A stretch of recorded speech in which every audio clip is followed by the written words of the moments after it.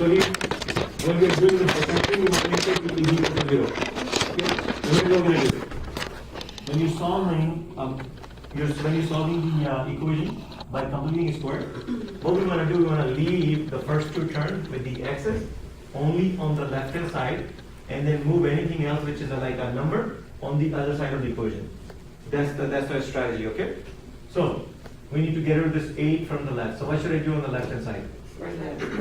Yes, bring the other 8 on the other side or subtract 8 from both sides. So as a result, what's going to happen is going to become x squared plus 6x is going to be equal to what? Negative 8. Okay? So here's my question after you do this. That's the very first step.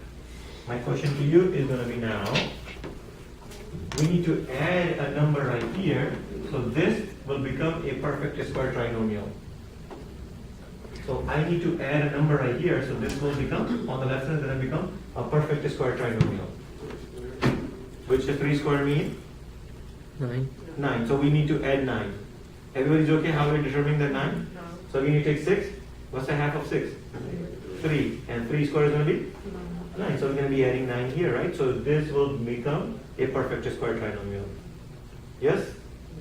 Okay, now, the rule for the equation, if you are adding 9 to the left side, you also have to add 9 to the right hand side, right? So, I don't know if I go that far to bullshit, but okay. So I'm going to be adding 9 to the both sides of the equation. So now, what's going to happen is, okay, we're making videos, so let me just, can you go back and say beep? You edited it. You missed that part. No, I'll edit it out. Oh, okay, all right, good. So here, this is a perfect square trinomial of what though? X plus 3, right? Equal to negative 8 and positive 9? 1. Okay, now, what we're trying to solve here for? What's the unknown?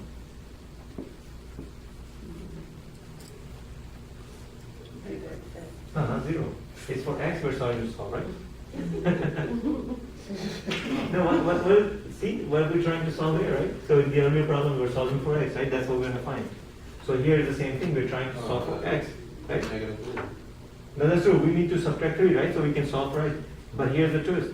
Right now, x and 3 both underneath this square. So I cannot just start simplifying this 3 unless we get rid of this square first.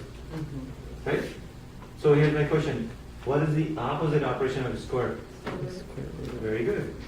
You're paying attention. So since we want to so here again, the reason we are doing the square root because we cannot touch this x and 3, right? So it means first we need to cancel this square out. So in order to cancel the square, the opposite operation of the square is the square root. Since we are doing the square root on the left hand side, we also have to do the square root on the right hand side. So what's going to happen on the left hand side? This is square and the square root, they'll cancel each other out. And you'll end up having just from the x plus 3 equal to, what's the square root of 1? 1. But again, it could be a positive one or negative 1. So it's going to be positive, negative 1. Now what you're trying to solve for? X, right? And now there's no more square, so now we can subtract 3, right? From both sides of the equation. Okay, so from here, it's going to branch into 2 answers, just like here, right? So first we're going to take x plus 3, and I'm going to use positive 1. And then another time we're going to use x plus 3. We're going to use negative 1, right? Because it's going to give us 2 answers.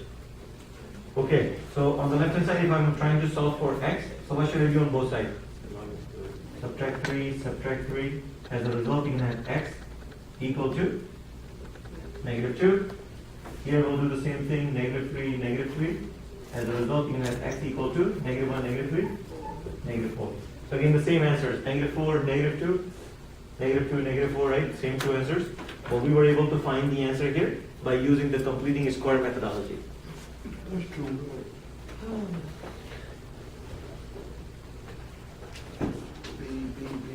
So we could just stick with factoring, right? No, because remember the earlier problem I gave you, I think it was a negative, Yes. something we couldn't do with factoring.